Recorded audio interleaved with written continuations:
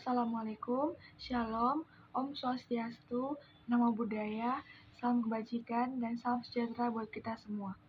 Perkenalkan, nama saya Ruth Galvin Manurung, NIM 32231110063, kelas PPKND Stambuk 2022.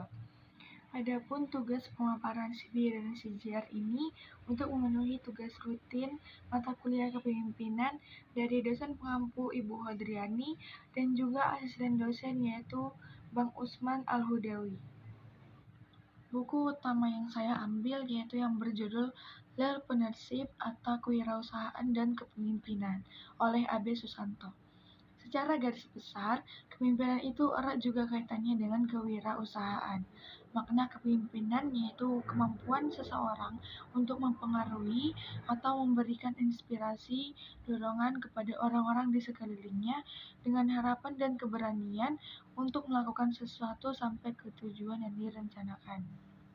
Maka dari itu, banyak orang yang mengembangkan jiwa kepemimpinan melalui kewirausahaan. Banyak wirausahaan yang mengembangkan produk yang membuat kehidupan manusia menjadi lebih mudah dan nyaman sehingga manusia menjadi produktif, lebih mudah berkomunikasi, serta lebih cepat mengetahui hal-hal yang sedang terjadi di kehidupan manusia. Selanjutnya, buku pembanding yang saya ambil yaitu yang berjudul Teori Kepemimpinan oleh Dr. Wendy Sepmadi Hutahayan. Dalam buku ini, dia membahas tentang teori dasar dari kepemimpinan. Ada 12 teori dasar kepemimpinan.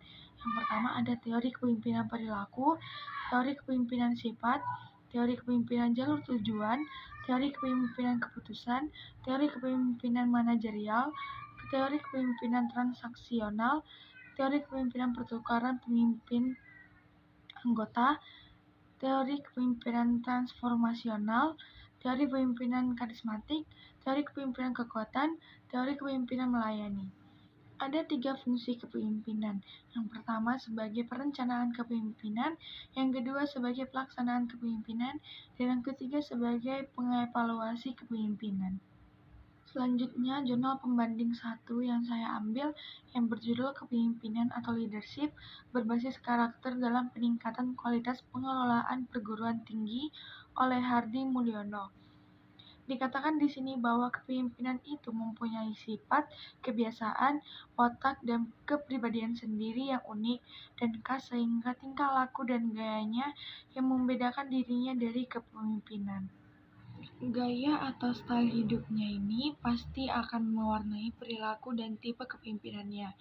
Kepemimpinan merupakan kekuatan aspirasional, kekuatan, semangat, dan kekuatan moral yang kreatif yang mampu mempengaruhi para anggota untuk mengubah sikap sehingga mereka searah dengan kemauan dan aspirasi pemimpin. Padahal semestinya, pemimpin merupakan sosok yang menjadi teladan panutan bagi yang dipimpin. Beberapa tipe kepemimpinan secara umum adalah otokratik, karismatik, laissez-faire, demokratik untuk melakukan perbaikan-perbaikan mutu. Tetapi setiap kali dan setiap hal harus memberikan perintah dan pengarahan akan menimbulkan kesulitan karena setiap akan melakukan pekerjaan dengan baik itu harus dengan perintah pimpinan. Dan kalau tidak ada perintah pimpinan, tidak dilakukan pekerjaan dengan baik, maka perbaikan mutu kinerja yang terus-menerus akan sulit diwujudkan. Seorang pemimpin memotivasi pengikut melalui gaya kepemimpinan yang berbasis kearifan lokal Indonesia, yaitu gaya kepemimpinan berbasis karakter. Dalam mewujudkan ini, dikelolasikan saat ini gaya manajemen kepemimpinan yang mengintegrasi 18 nilai-nilai karakter building ke dalam gaya kepemimpinan pengelolaan sehingga tercapai visi dan visi kepemimpinan.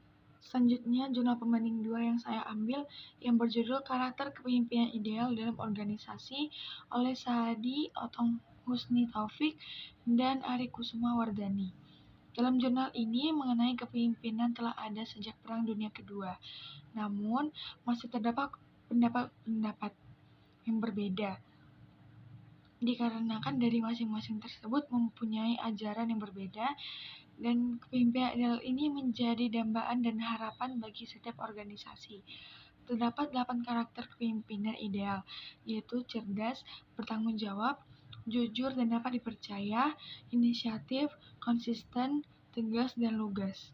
Karakter merupakan komisi maju mundurnya suatu organisasi yang ditentukan oleh pemimpin karena pimpinan merupakan pengendali dan penentu arah yang hendak ditempuh oleh organisasi menuju tujuan yang dicapai. Selanjutnya, saya akan membahas tentang kelebihan dan kekurangan buku utama, buku pembanding, dan jurnal pembanding. Kelebihannya yaitu dari buku utama, buku pembanding, dan jurnal 1 dan jurnal 2, objek layout, tata letak, dan tata tulis sudah cukup rapi. Yang kedua, penjelasannya lebih rinci. Yang ketiga, ada penambahan keterangan dari para ahli yang digunakan sehingga dapat memperkuat suatu materi yang diambil.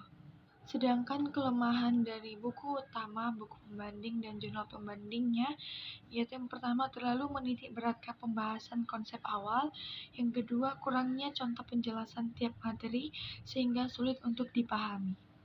Demikian pemaparan CBR dan CGR mata kuliah kepemimpinan dari saya.